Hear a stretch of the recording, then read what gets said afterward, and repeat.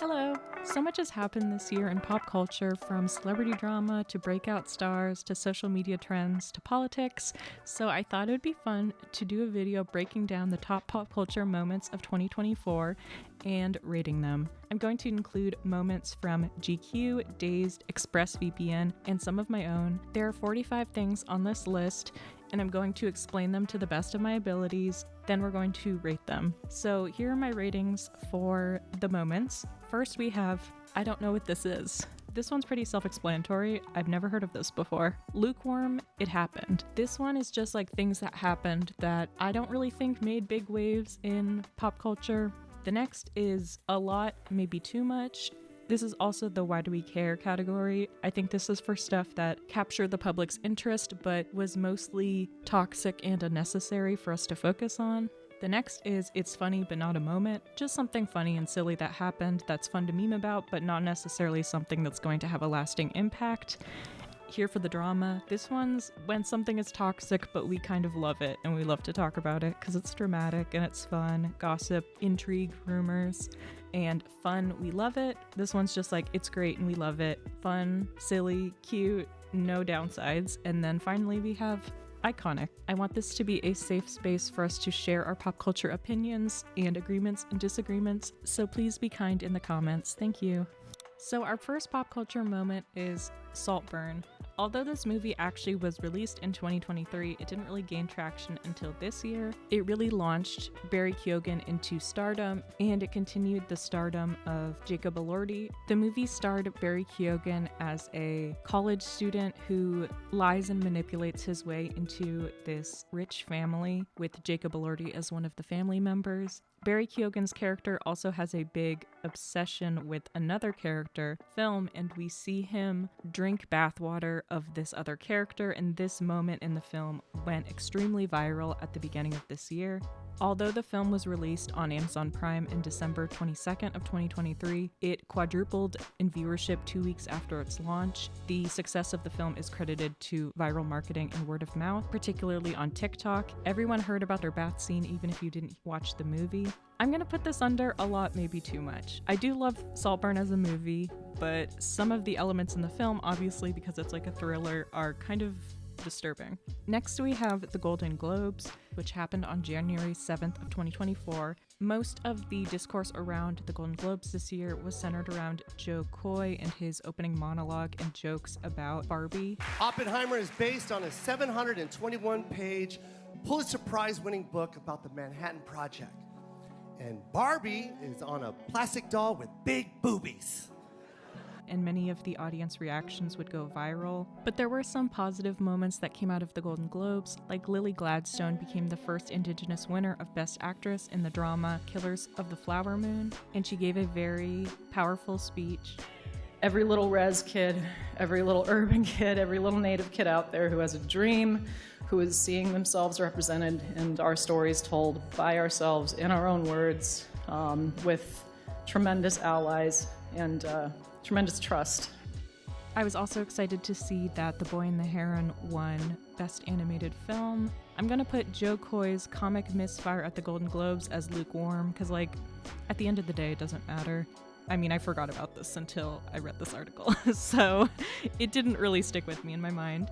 The Lily Gladstone win, I'm gonna put that in iconic. Then we have Gypsy Rose Blanchard. Now this is a really complex one, but I decided to put it in January because it kind of started in January, even though it's basically gone throughout the entire year.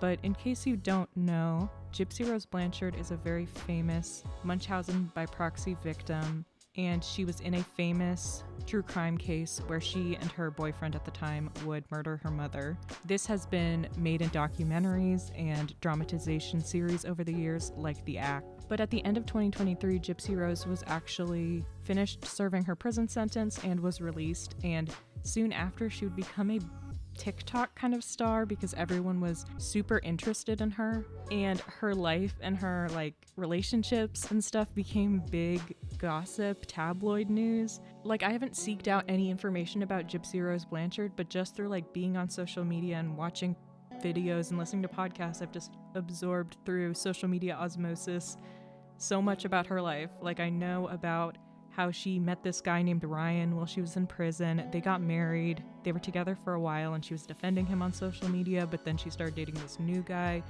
Ken, and she divorced her husband. And then now she's pregnant with Ken's child. And there was times where they'd all go on TikTok Live and like talk about each other and expose parts of their relationship. And Lifetime would even release a show called Gypsy Rose Life After Lockup, released in June.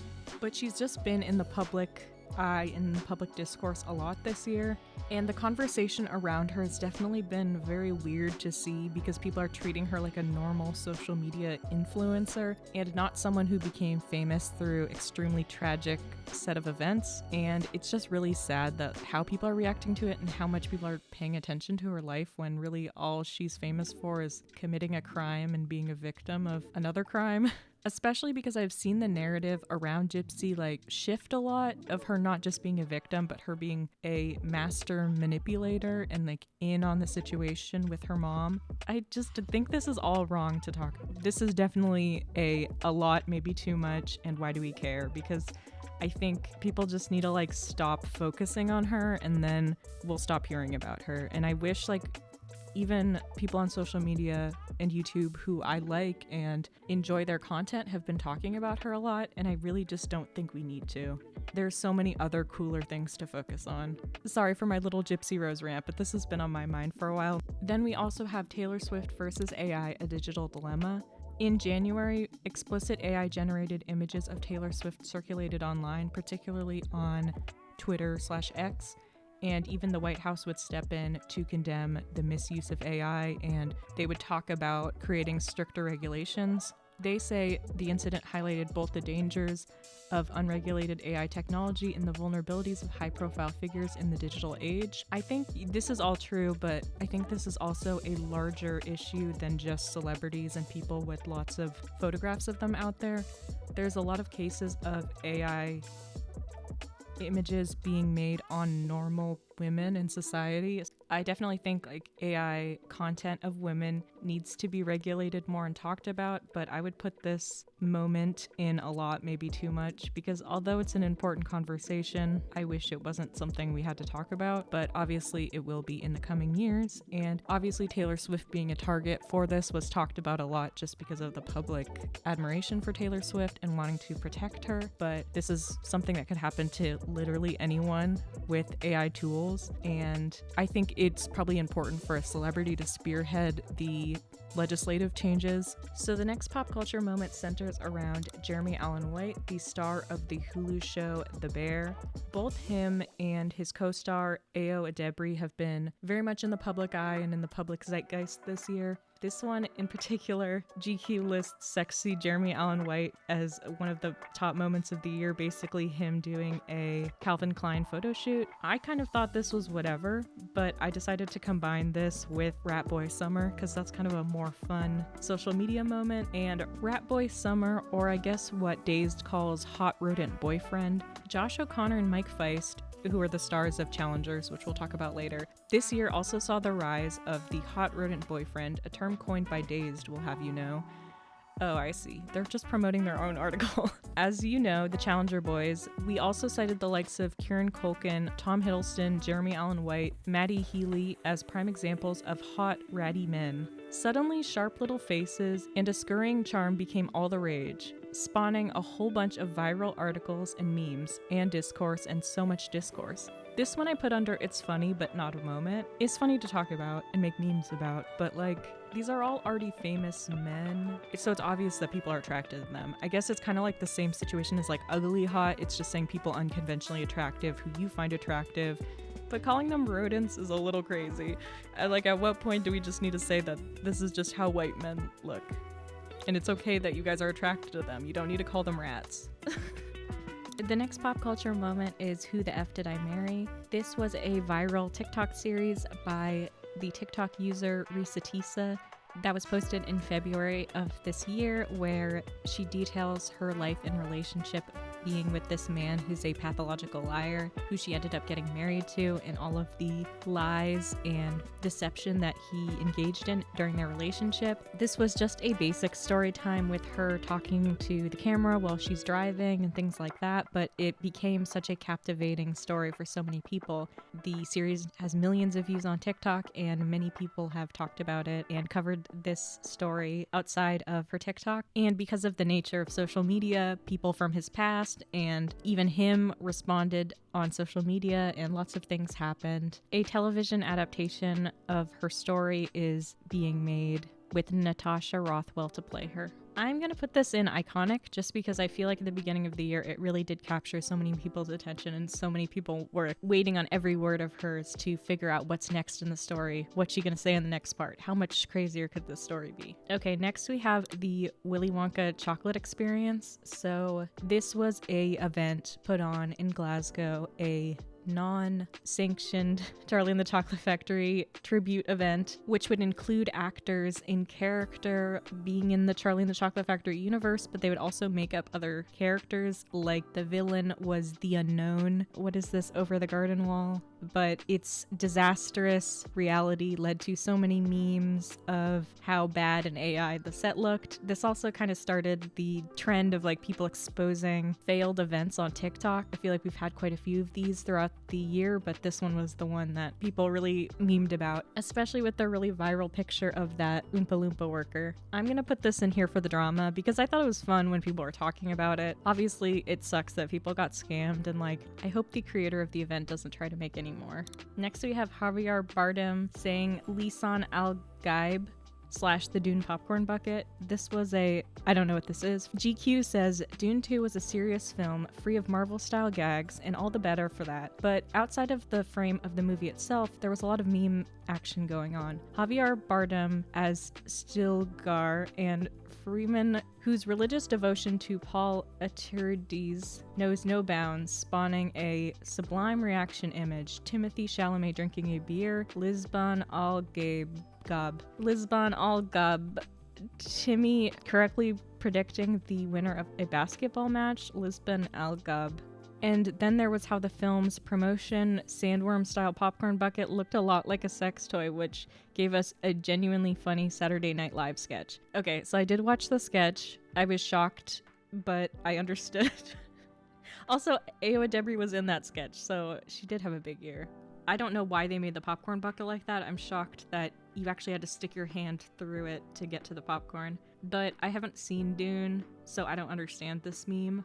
But I hope you guys are having fun out there. But this leads into one of ExpressVPN's moments. Dune Part 2 dominates at the box office. Dune Part 2 sweeps into theaters, immediately staked its claim as 2024's sci-fi juggernaut. With outstanding visuals and action and Timothée Chalamet and Zendaya's electric performances, Denis Villeneuve's epic sequel succeeds expectations. Fans pack theaters for repeat viewings, propelling the film to over $714.4 million USD in global box office revenue. I put this in lukewarm it happened just because to me Dune 2 happened and it came out and people watched it, but I don't know anything about it. I've never seen it. But this kind of did inspire me to want to watch the movie. Okay, next we have Beyonce and Cowboy Carter. So Beyonce came out with her country album Cowboy Carter at the beginning of this year. The album had great reception and universal acclaim. It also began a conversation about country music through the lens of Black artists and how they've been pushed out of country music spaces. The album also had Texas Hold'em, which is one of the biggest singles of the year. I put this in iconic just because it's really cool to see what Beyonce's doing and how she's still surprising people and changing the game with her 8th studio album. Next we have Nara Smith's Family Empire. I was actually kind of surprised when I saw this on Dazed's article because I thought the Tradwife Nara Smith stuff was mainly discourse that happened last year, but I didn't realize how Nara Smith went from having like 2 million followers at the beginning of this year to now having over 11 million followers. So if you don't know, Nara Smith is a TikTok creator who basically makes like cooking content. She always speaks in a really soft voice, like whispering into the mic, and she's always making things from scratch. She also wears like extravagant outfits. Her main thing is like making foods and things for her husband and kids. kids, and she's 23 and has 3 children. Her and other TikTok creators like her who have been pushing this trad wife type of content have been talked about a lot this year about like what it means and is it feminist and is it empowering, or all of the discourse around that. It's a very complex topic, but it's definitely something interesting to hear about. I'm gonna put this in a lot, maybe too much, just because I find the discourse around this kind of annoying, but also it's interesting. I don't know, maybe it's here for the drama. Next we have the Kate Middleton conspiracies. So Kate Middleton, a member of the royal family, was absent from the public eye for a couple months, which led to a lot of conspiracies around what happened to her. Lots of people theorized about her and her husband breaking up and getting divorced. There's been a lot of rumors about him cheating and things like that. So there was already some talk, but then when an image of Kate was published on Mother's Day, it created a big social media storm and conspiracy because people believed that the image was photoshopped and it was actually a reused picture. All of the rumors that this picture was photoshopped led to an even darker conspiracy, like the royal family's trying to get rid of her or kill her or something. And it did end up having a sad but kind of predictable conclusion where Kate came out on social media and announced that she was diagnosed with cancer and was undergoing cancer treatment, and that was her reason for being absent from the public eye. Just kind of the whole situation made me kind of sad that they were bullying her into admitting that she had cancer to the public, I guess. It was a lot. Definitely a lot, maybe too much. Next we have Baby Reindeer sparking real-life drama. The TV adaptation of Richard Gadd's autobiographical play, Baby Reindeer, became a critical success. The series follows Gadd as he becomes a target of an obsessive admirer after seemingly harmless act of kindness, leading to a harrowing experience of harassment. However, the show has led Gadd's real-life stalker to sue Netflix for $70 million USD for defamation, emotional distress, and other claims. This story definitely led to an interesting situation of art imitating life and life imitating art and everything coming full circle. I'm gonna put this also under a lot, maybe too much, because I did watch Baby Reindeer and I thought it was a decent show, but I did find it very disturbing. Obviously it's supposed to be, it's kind of like a thriller, kind of psychological show, but it was a lot to see. Also, I don't know if it portrayed Richard himself in a great light, but I do wonder what the resolution of this lawsuit will be, coming out and saying that she's offended by the portrayal, but it's also a true portrayal. It's so complex because she's kind of outing herself as the stalker, but could she still win the case if they didn't properly clear everything legally? But I'm under the impression that Netflix would cover all of its bases before releasing a show like this. Next we have Challengers. So Challengers was a big movie that came out earlier this year starring Zendaya, Mike Feist, and Josh O'Connor, about the 3 of them being embroiled in this kind of love triangle tennis rivalry competition situation. And the movie became very viral because of its trailer. Also, I feel like Zendaya is a very big actress right now, so people were very interested to see her in a role like this. I like Challengers. I thought it was a really thought-provoking and interesting movie. I'm gonna put it under we love it.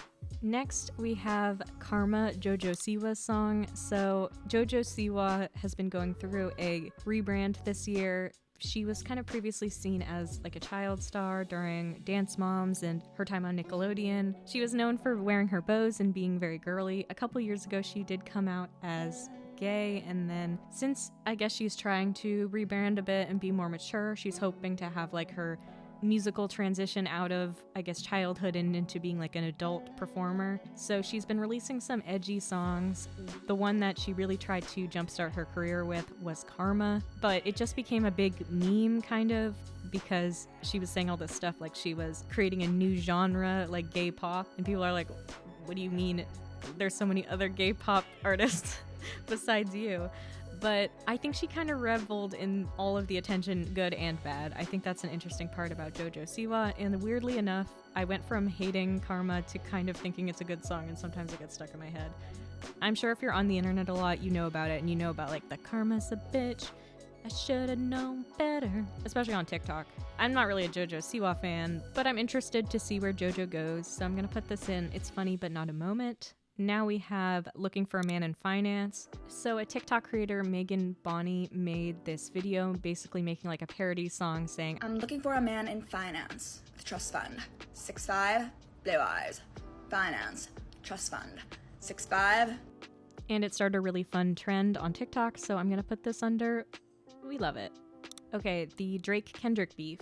The biggest rap beef in years played out primarily via red-hot diss tracks, with Kendrick taking the crown. But it also left a big mark on the internet. There were endless memes, including those condemning J. Cole for swiftly apologizing for his own Lamar diss and avoiding the carnage that followed. Then, when Lamar was announced as next year's Super Bowl headliner, it all kicked off again. So the Drake and Kendrick beef, this led to both of them making like 5 songs about each other, responding back and forth to the allegations and rumors that they're talking about. Like Kendrick revealed in a song that Drake allegedly has a secret child, and he's also a sexual predator, which led to a lot of memes, but it's a little sad and dark in my opinion. I feel like I want to put this in here for the drama, but I feel like they've crossed a lot of lines, like talking about kids and stuff. It's just kind of airing out all this stuff for the public. I mean, I guess it's a good story to follow, but it seems kind of sad to me. Like, Kendrick accused Drake and his team of being, you know, predators of underage people, and like, is that going to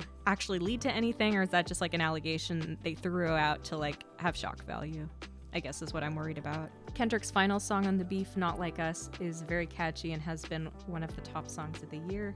I did follow the feud when it first started, but I kind of stopped paying attention when it got too complex about these different people who had Drake's belongings and like stole stuff from him and all this stuff, and I was like, I don't know what I'm watching and I don't understand. The lore is too deep here, because I know a lot of other rappers and stuff are involved. I'm gonna step back from this one. So I would put this in a lot, maybe too much. Okay, next we have Civil War's marketing backlash. The release of Civil War, a gritty dystopian film exploring America's descent into chaos, came with a marketing strategy as controversial as its subject matter. The studio leaned on AI-generated content to promote the film on social media. Fans and industry insiders were quick to cry foul, accused the studio of cutting corners and undermining human creatives, especially after the SAG-AFTRA and Writers Guild of America strikes in 2023. While the movie earned praise for its performance and themes, its reliance on AI left a sour taste for many.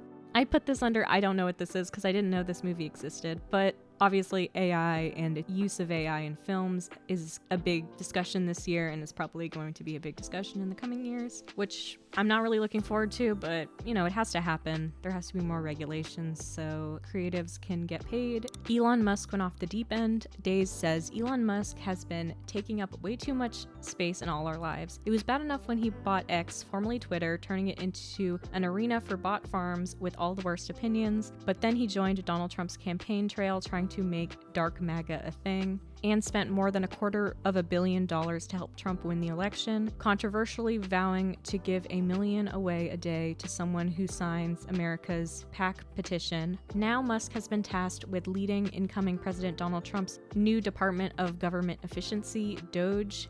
Yes, really. It is sad how much of an effect he had on the election. I'm gonna put this in a lot, maybe too much, because I just don't really want to talk about it. I know Elon's gonna be such a memed about person. He's like one of those billionaires who's in the public eye the most. Because we see him so much, it's easy to form a lot of opinions about him, but there are like so many other billionaires behind the scenes, and it just makes me kind of grossed. I'm grossed out by everything happening. This is gonna ruin the tour. So in June, Justin Timberlake was pulled over for drink driving. In June, Justin Timberlake was pulled over for drunk driving and muttered under his breath, "This is going to ruin the tour," and the officer said, "What tour?" and he said, "The world tour." This moment went very viral and people made a lot of memes about it. Now when like any inconvenience happens, I feel like people like to say like, "This is going to ruin the tour." This is a bit of a, it's funny but not a moment for me. I don't think people are going to be talking about this for a long time. Okay, Brat Summer. So Brat Summer, it started with Charli XCX releasing her new album Brat. It became a bit of a movement. This album is hyperpop, club-influenced music, and led to a lot of viral moments and Charli XCX getting recognition in her career. She's been working in music a long time, but never has gotten like huge, widespread attention. Besides like Boom Clap, but like besides that, I feel like she's gone under the radar even though she's been releasing music for years. Brat was the first time I really saw her come up in the public eye again, kind of after she was in Barbie last year. I actually really liked Brat. It's probably one of my top albums this year. It's definitely fun and unique and interesting. And even though you'd think the lyrics are like not that deep because it's like hyperpop music, there's actually a lot to dive into in lyrics. I'm such a lyric person. And I feel like even if you don't listen to Charlie's music, Brat was like more of a movement. It's like a style. It's just like Hot Girl Summer or Christian Girl Autumn. It's just like something that people say and then they kind of like try to tailor their lives after a summer of being indulgent and confident like Charlie would be. And this color green that's on the cover of Brat, I feel like we've seen more this year than I've ever seen in my life. So for that, I'm gonna say it's iconic, because even if you don't listen to Charlie's music, you've just like seen the green, you've seen the apple dance, you've heard it, you know? She also had crazy moments releasing a remix version of her album with all these really huge artists like Ariana Grande and the 1975 and Billie Eilish and Lorde. And it was just so cool to see all these artists come together to celebrate and support Charlie. So yeah, definitely an iconic moment. Okay, next we have Bennifer. So this is the relationship between Jennifer Lopez and Ben Affleck. So the couple was together in 2002 to 2004 and were engaged to be married before their breakup. They would rekindle their romance in early 2021 and got married in 2022, but it seems like that rekindled romance is over, because in August of 2024, Lopez filed for divorce from Affleck on their second wedding anniversary. So they've been talked about a lot this year because there was some speculation that maybe they were going to get divorced, which did end up happening. I know Jennifer Lopez has also been in the media a lot for her new tour that ended up getting canceled. I've seen a big shift in people kind of turning on Jennifer Lopez and calling her like a mean girl and like out of touch and all that. I don't really know that much about her or her relationship with Ben Affleck. They seem like a weird couple, but maybe I don't know their history. I didn't know that they used to date. I think I've heard about them before, but I put this in like lukewarm because I kind of have heard some stuff about it throughout the year, but nothing's really caught my attention or seemed super interesting. I don't really know why people are being so invasive about their personal life, but I mean, I guess it's the same thing with the Kate Middleton story or the Gypsy Rose story or like all of that. People are just really attached and invested to certain people and wanting to know about their romantic life. Next, we have how Inside Out 2 brought the feels. Pixar's Inside Out 2 proved that revisiting your emotions is always a good idea. The long-awaited sequel returned to Riley's world, navigating adolescence, chaos, and introducing new characters and emotions. The movie struck gold at the box office with heartfelt storytelling and relatable moments, raking in $1.7 billion USD worldwide. Fans praised its relatable themes and clever humor, making it the highest-grossing animated film of all time.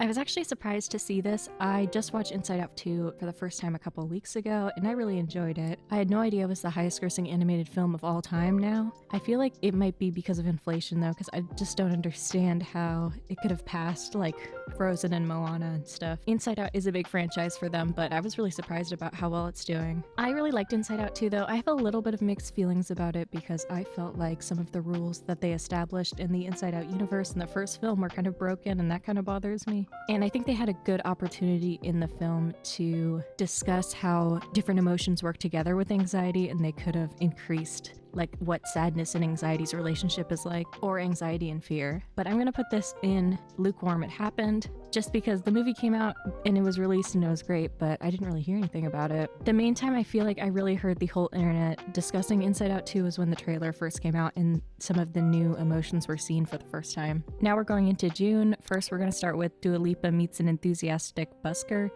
When Dua Lipa was booked to headline Glastonbury this year, she probably didn't imagine she'd spend part of her weekend smiling awkwardly at a busker who'd written a song about her. But this is what happened when a certain Liam C. interrupted her on a worthy farm field. Her reaction, a half grimace, half smile that met the bare minimum of politeness, immediately recognized by the internet as what we all, especially women, do in social etiquette rules out turning on your heels and walking away. Nice, so my phone don't ring, yeah. Alright, now she's acting all extra, yeah. I love it, mate. It's so good. No. Can I get a hug? So good, so good. Nice to meet you. Yeah, of course. Nice to meet you. I believe I saw this video, but I didn't really think anything of it because I feel like there's a lot of videos on the internet like this where people are awkwardly singing to celebrities. I know this is a trend and there's some people in particular that always go up to different singers and like sing to them. So I put this in lukewarm. It happened just because I'm surprised that they put this on the moments list. I didn't think this was a huge, big internet moment that a lot of people were talking about. Next we have Ed Darby's election campaign. This is one I didn't know about, but it says, it may seem like forever ago, but the UK had a general election this year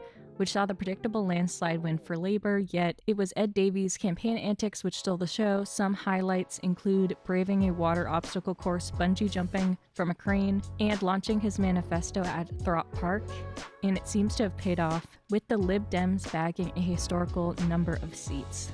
And then they included a clip of him bungee jumping. I'd never seen this before, but I guess this is a British politics thing. Okay, next we have Kamala is Brat. For a heady couple of months, it seemed like Kamala Harris's meme potential would rocket her to the White House. There was a hysterical laugh, her extremely quotable, "You think you just fell out of a coconut tree?"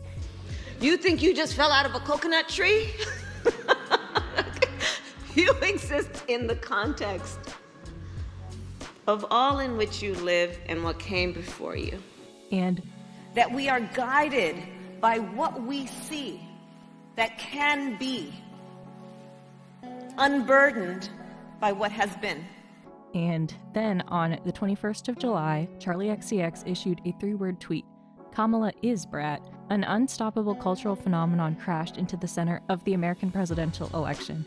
And suddenly your mom, no, your grandmother, was asking you what Brat was.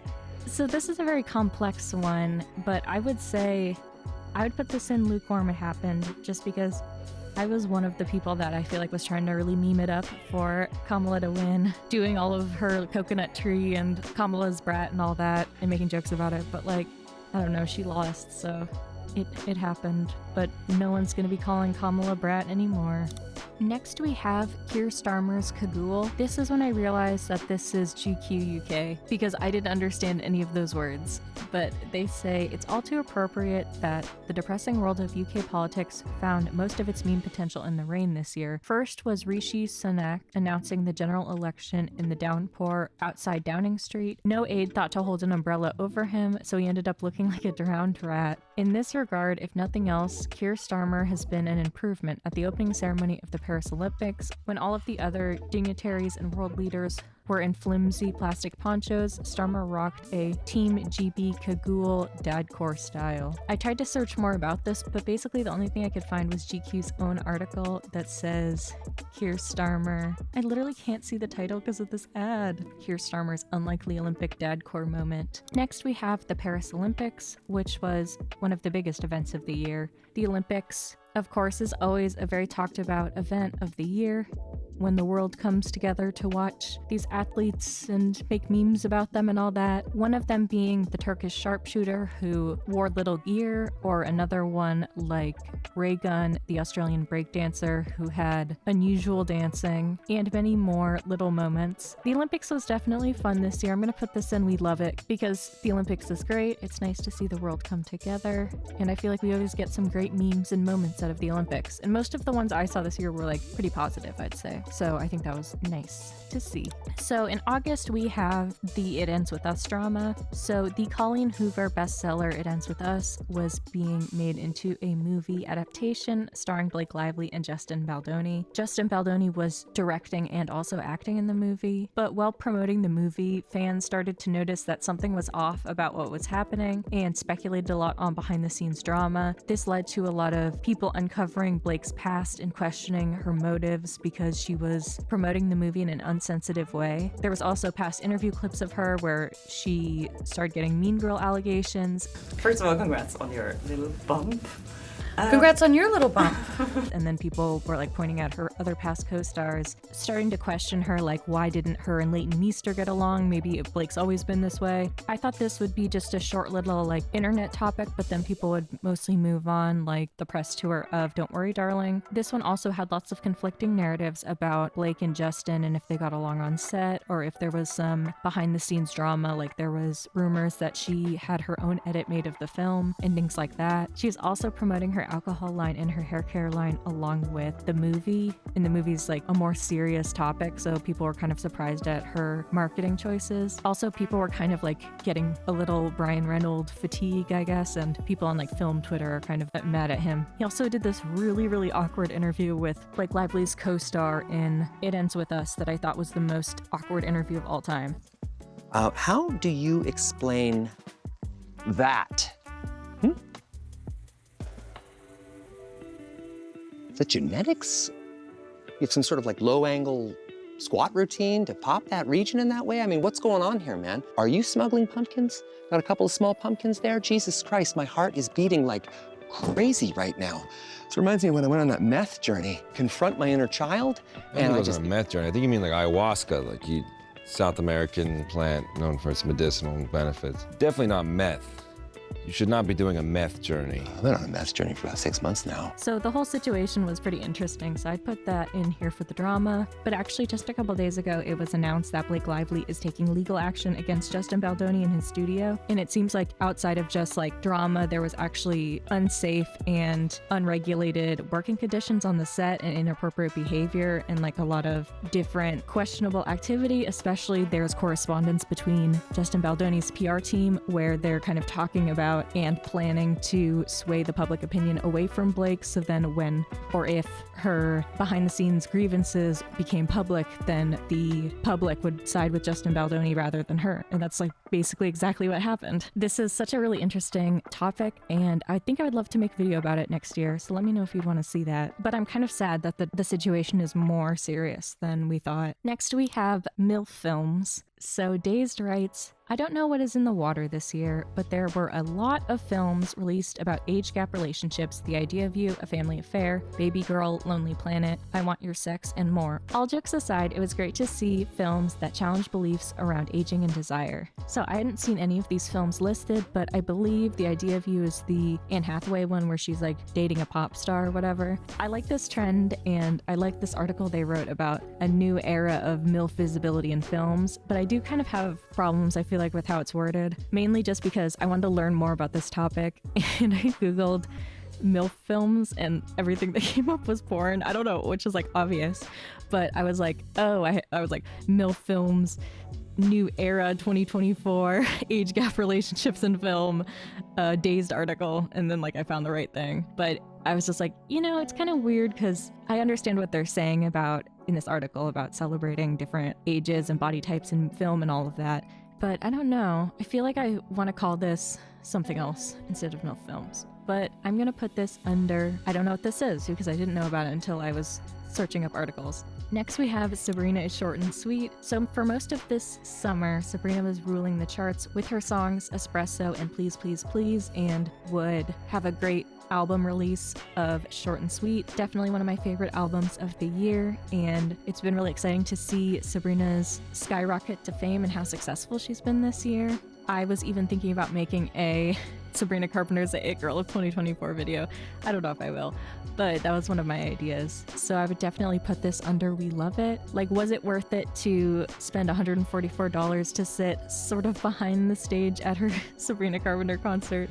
Yeah, it was, I guess. I wanted to. She really had a moment this year and I wanted to be a part of it. I was loving Sabrina Carpenter's new releases. Espresso's my top song of the year, so I would be remiss if I didn't include this. Next we have The Lesbian Renaissance. Days says the Lesbian Renaissance was in full swing in 2020, with queer girl representation flourishing across music, film, and culture, from Chappell Roan cementing her place as a pop sensation to Billie Eilish releasing a song about eating a girl out, to BBC's hugely popular reality dating show I Kissed a Girl. There's been a palatable culture shift offering richer, more diverse portrayal of sapphic life than ever before. This is iconic for me. One of my favorite parts of this year has been listening to art made by lesbians.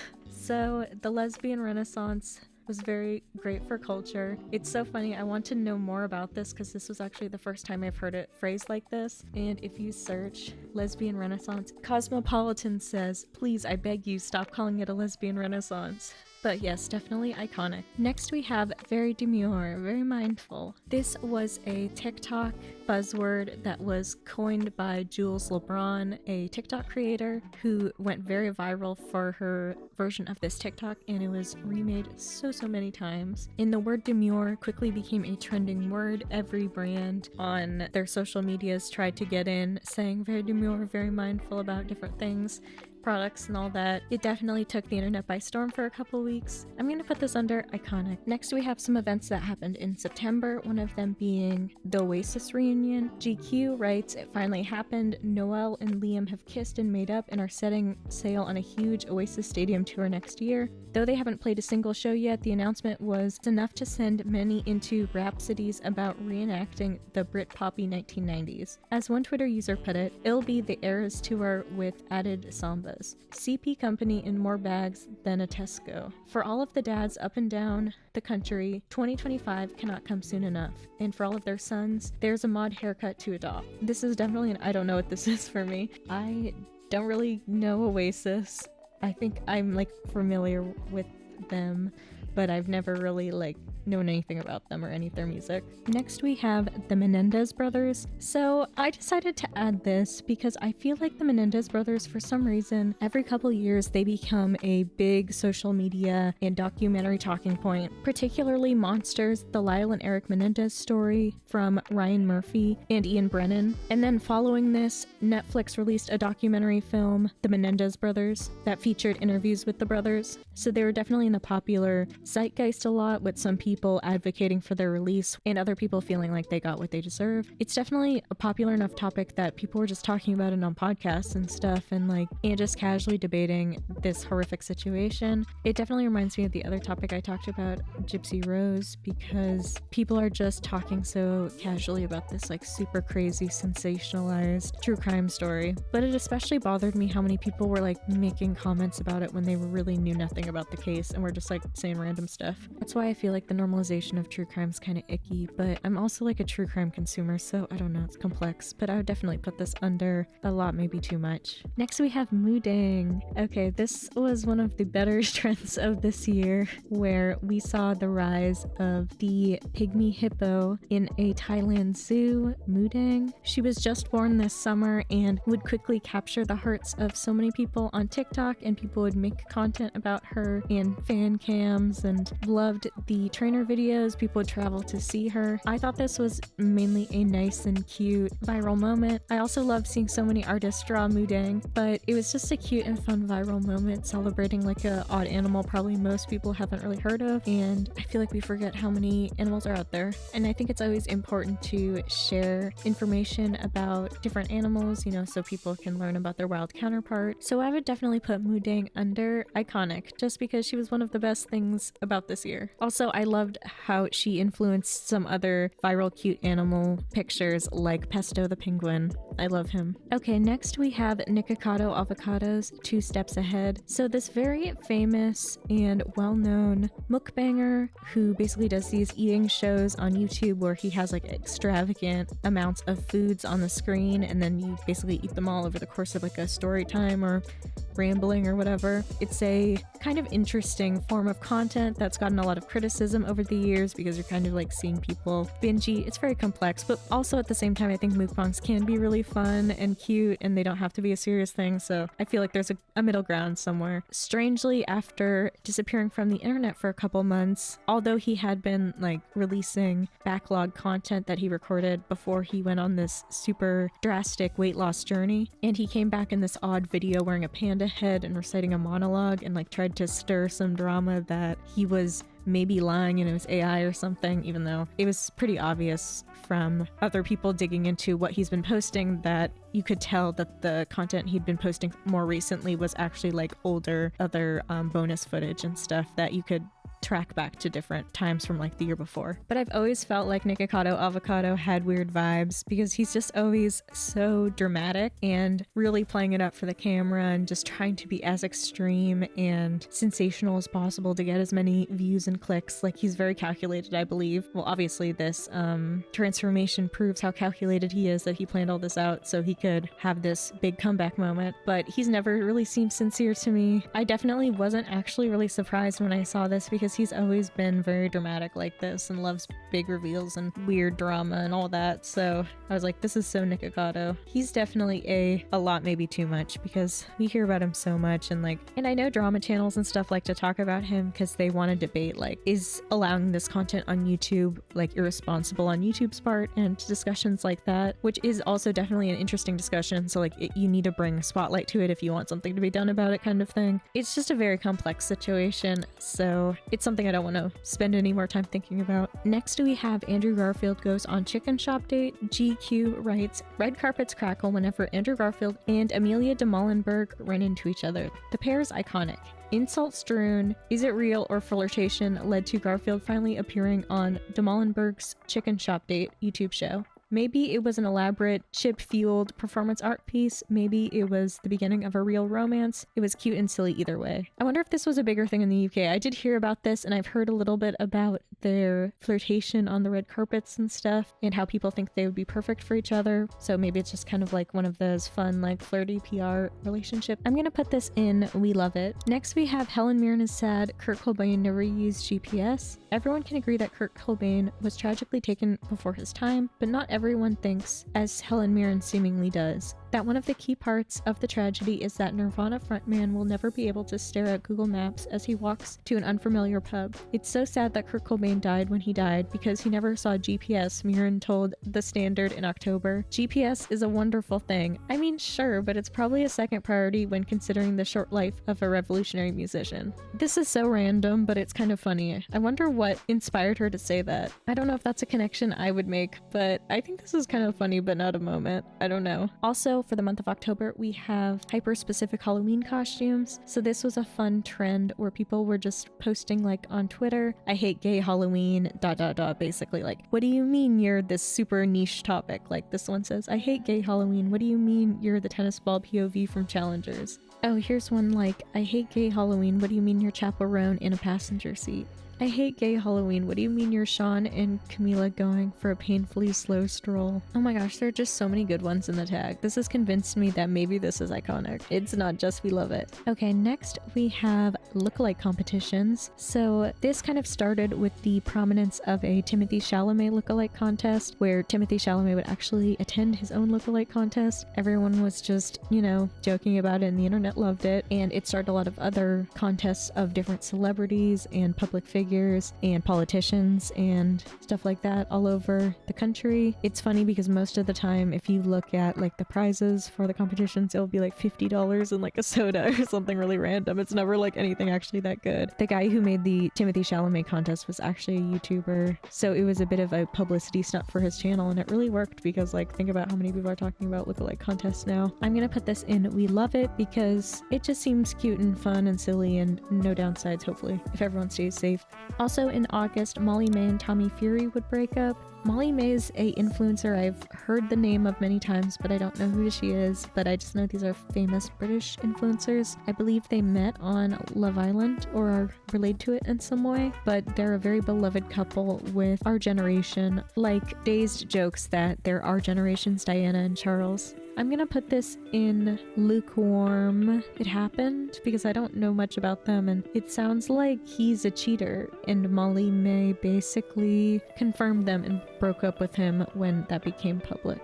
So if that's the case, I don't feel bad. Finally, we're at the end of the year in December, and one of the moments we have is the Wicked press tour. Dazed writes, there were many bizarre moments during the Wicked press tour, but the strangest moment of all had to be when the reporter mentioned to Ariana Grande and Cynthia Erivo that people were finding empowerment in the song Defying Gravity. I've seen this week people are talking about the lyrics of Defying Gravity and really holding space with that and feeling power in that. She said, Erivo appeared touched, claiming that was what she wanted. The reporter then claims that she has seen it happening because she works in queer media. I don't know how widespread it is, but I work in queer media. Everyone appeared confused as Grande held onto Erivo's finger for moral support. The two later laughed about the moment in Variety interview and admitted they had no idea what the reporter was talking about. This was one of my favorite moments of the year, but it could just be because Wicked is something that just happened recently and people are still talking about. I've always been a big Wicked fan. I mean, I've made lots of Wicked related videos by now, and I mean, I already did a deep dive into the Wicked lore, and I plan on doing another one about the Wicked movie. but there's so much to dive into with this press tour. I really love when press tours are all chaotic like this, because I feel like most of the time they're super boring and like it's just bland question and the actor seems super tired. Anything to spice it up and make it interesting, I feel like is good. And at first I felt like a lot of people were like, why are Ariana and Cynthia being so dramatic and stuff? But I feel like they're really just having a theater moment and they're like bonding over this amazing role that they had and a dream role for so many people. And Galinda and Elphaba, you know, are some of the most beloved characters, I feel like, in musical theater history. So I actually enjoyed seeing how seriously they all took the roles and how many like nuanced conversations they had about it. I mean, that's why I want to make a video about the press tour, so please subscribe if you'd want to see that. And you know, there's like a little bit of drama with, you know, Ariana and Ethan Slater and all that. That's why I thought it'd be fun to talk about, because it's like a little bit like silly drama. It's not so serious, but I thought the Holding Space interview was just really funny. Now we have the last pop culture moment of the year, Luigi Mangione. So Dazed writes, the internet went crazy after Luigi Mangione was identified as the suspected killer of the healthcare CEO, Brian Johnson, earlier this month. Many Americans, frustrated with insurance companies like United Healthcare profiting off of ordinary people's misery, don't have much sympathy for a slain CEO and began to hail Mangione as a great hero. It has also helped that Mangione is, to put it simply, hot. To this day, people on social media are publicly lusting over his photos and analyzing his social media accounts. This is a very fascinating and interesting story to me, so it's something I've definitely been keeping up with. I would say it's kind of here for the drama, even though maybe it's a little bit more serious than drama, but I mean, I'm not gonna say we love it, but that's crazy. I would never say that. But honestly, the memes about Luigi have been very, very funny. And it's so interesting to see so many people on the same page with this. Like I said, I feel like we just have an inherent like interest in crazy stories like this and like true crime and stuff. So, you know, and that's why I read his Goodreads. People uncovered that he had chronic back pain that was like basically unbearable. So I definitely feel like that's part of it. So that's every pop culture moment of the year reviewed and ranked. Let me know which ones were your favorite. How many did you not know? I believe there are 45, but I'm going to count again while editing. And are there any moments that I should have added to the list or that I am out of touch for not knowing about? Let me know. I want to thank you guys again for all the support on my channel. It's been really nice to see, and like I definitely have plans for 2025 if things keep going well, and I hope that they will. So thank you. Bye.